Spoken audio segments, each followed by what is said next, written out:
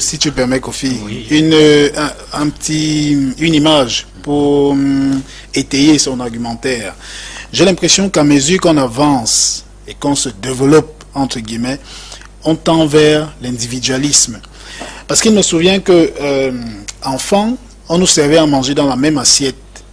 Nous, frères. Maintenant, chacun, enfin, quand on était les nouveaux enfants, chacun a son plat et les parents ont leurs assiettes. Cet esprit de communauté qui nous a vu grandir, où on partageait dans la même assiette que les petits frères et les grands frères, a disparu. Conséquence, parce que tu manges seul dans ton plat, parce que c'était toute une école. De manger dans la même assiette faisait que, après le repas, vous avez envie de vous serrer les coudes. C'était pas que le repas. Tout ce qui suivait le repas vous disait que vous n'êtes pas seul. Plus loin encore, parce que vous mangez ensemble, vous pouvez il faut faire tout ensemble.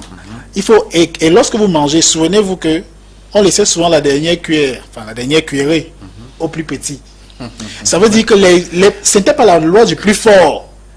Au contraire, c'était la conscience du plus fort qui sait que bon, je suis l'aîné, je suis déjà grand, il faut que ce petit grandisse aussi. Aujourd'hui, c'est pas ça. Je vais plus loin dans le passé encore. J'ai pas vécu cette époque-là, mais mes parents m'ont dit qu'à une certaine époque, on accrochait un régime de bananes à l'entrée du village et un autre à la sortie du village. Pour les étrangers, pour ceux qui passaient. Donc tu arrives dans un village qui n'est pas le tien, il y avait une calebasse d'eau aussi. Tu arrives dans un village qui n'est pas le tien, si tu as faim, tu peux t'arrêter et manger et puis boire. Vous voyez comment est-ce qu'on pensait général, on pensait pour tout le monde. Le but était de mettre tout le monde à l'aise. Ça, c'est l'économie aussi, sauf si je me trompe. Non, c'est tout à fait l'économie. C'est l'économie. Mais aujourd'hui, si vous arrivez dans un village que vous ne connaissez pas, vous demandez où est-ce qu'il y a un hôtel ou une auberge, sinon vous dormez dehors. Parce que justement, le mode de pensée occidental a créé des barrières. Aujourd'hui, quand vous construisez la barrière plus haute que la maison. Donc, ce séparatisme-là, qui a pour, je veux dire, cet individualisme qui a pour conséquence au séparatisme, fait qu'aujourd'hui, on vit seul. Et lorsqu'on est seul et qu'on n'a personne qui nous vienne en aide, qu'est-ce qu'on fait pour s'épanouir? On devient malin, on devient filou, on va donc arnaquer, on va voler, parce que même demander, c'est devenu dangereux. Donc c'est l'image que je voulais coller un peu pour étayer son argumentaire. Voilà. J'ai bien aimé ce que Taïu Kamge a magistralement démontré tout à l'heure en faisant justement le lien entre l'économie et la politique, justement. Parce que quand il faisait remarquer que quand des gens, parce qu'ils n'ont rien ou parce qu'ils veulent avoir leur part, ils sont obligés parfois d'agresser. Et là, on en vient au capitalisme. Capitalisme qui a effectivement, dans la société occidentale, créé des classes, voilà, les classes. On a parlé de la lutte des classes, on est peut-être désormais dans la guerre des classes, alors que, et nous, en Afrique, on a commencé donc à adopter cela, et on peut voir où est-ce que tout cela nous mène. Parce que jadis, quand on est politicien, ou quand on est roi, et c'est ce qu'on appelle désormais président de la République, on sait que c'est la chose publique, on gère bien, parce que on ne peut pas, comment je vais dire, on n'a pas cet égoïsme-là.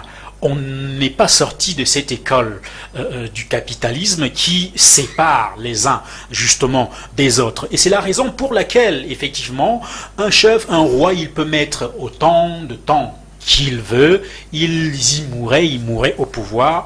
Personne n'avait de problème parce que effectivement, il gérait bien. Sauf qu'aujourd'hui, beaucoup pensent que ce n'était pas une démocratie.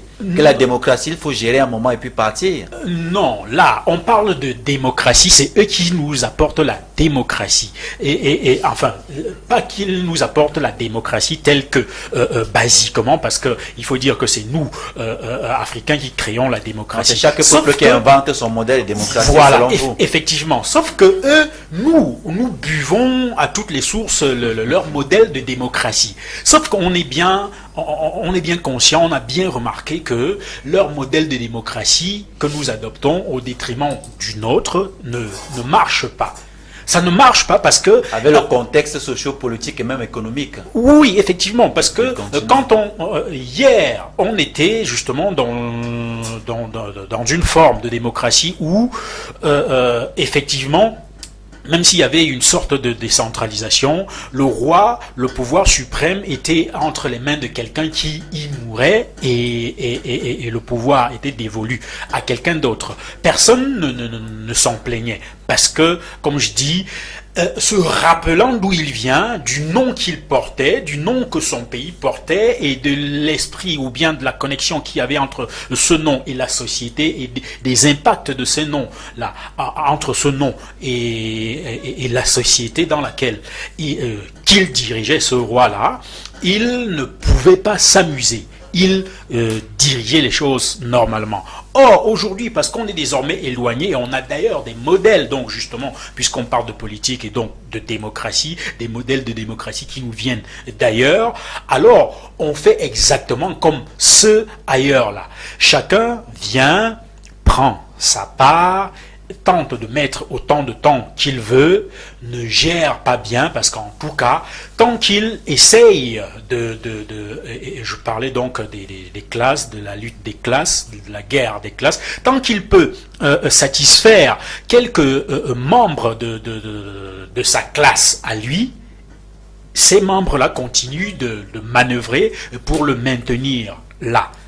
Alors que le peuple, lui, qui paye les impôts, qui travaille pour que, justement, la société puisse vivre, n'arrive pas à avoir le retour, justement, de son travail. Donc, pour dire qu'effectivement, si ces personnes-là qui dirigent savaient effectivement d'où ils venaient, ou s'accordaient, se connectaient constamment et proprement avec le nom ou les noms qui sont les leurs, ils devraient être naturellement renvoyés à des valeurs et qui justement, à chaque fois qu'il veut se détourner du droit chemin, ces valeurs-là lui tirent les oreilles que, mais attention, regarde, mais comme ils utilisent tous des noms venus d'ailleurs, qui par conséquent sont connectés à des valeurs d'ailleurs, c'est la raison pour laquelle